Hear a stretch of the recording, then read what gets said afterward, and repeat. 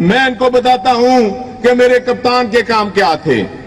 کپتان نے معاشی محاذ پر جو کام کیے وہ تمام دنیا کو پتا ہے کہ کووڈ کے اندر ٹیکسٹائل پوری دنیا میں بند ہوئی، لیکن پاکستان میں اسمارٹ لاک ڈاؤن سے انہوں نے اس کو کھلا رکھا کہ ہماری انڈسٹری بند نہیں ہونی چاہیے. اور یہ وہ انڈسٹری ہے جس نے $4.5 ارب کی برآمدات کی اور پاکستان میں سرمایہ آیا اور جس سے لوگوں کو نوکریاں ملی. اور اس کے بعد فیصل آباد کی جو انڈسٹری ہے اس نے خود اعتراف کیا. No cross talks please, no cross talks. This is unacceptable جی. آپ پلیز کیوں انٹرپٹ کر رہی ہیں؟ میری آنریبل ممبر سے درخواست ہے آپ اپنی تقریر کریں، کھلے دل کے ساتھ پوری کریں. یہ کوئی آپ تو ان کو انٹرپٹ کر رہی ہیں. دس از یہ معاشی محاذ کی میں بات کرتا چلوں تو کووڈ کے اندر ہمارے ہمسائے ملک انڈیا میں 4 کروڑ لوگ اس بیماری کا شکار ہوئے، لیکن میرے کپتان کی بہترین حکمت عملی پر پاکستان میں صرف 15 لاکھ لوگ اس بیماری کا شکار ہوئے، جس میں سے 98% لوگ جو تھے وہ ٹھیک ہو گئے، بالکل صحت مند اور توانا ہو گئے.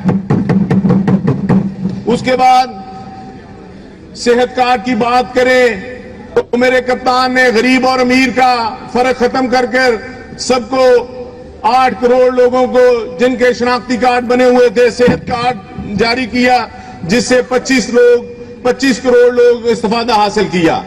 یہ وہی کسان کارڈ تھا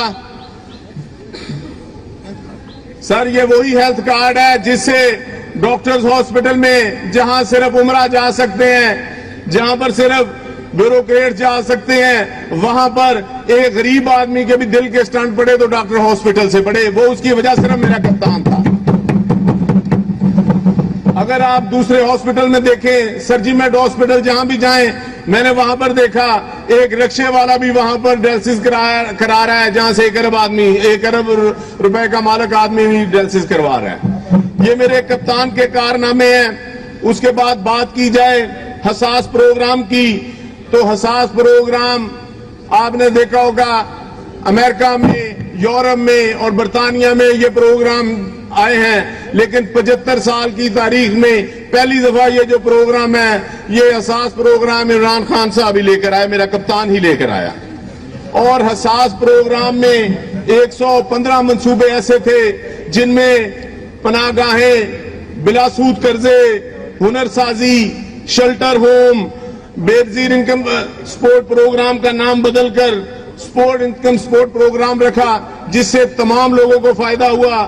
راشن کارڈ دیا، کسان کارڈ دیا، جو لندن پلان والوں سے برداشت نہ ہو سکا اور انہوں نے آ کر یہ ختم کر دیا، جس کا اعتراف ہماری سابقہ ایم پی اے جگنو محسن نے کیا کہ انہوں نے یہ 1 ارب روپیہ ایم این ایز اور ایم پی ایز میں بانٹ دیا ہے، جس کا اشتہاری کمپنیوں کو بانٹ دیا ہے.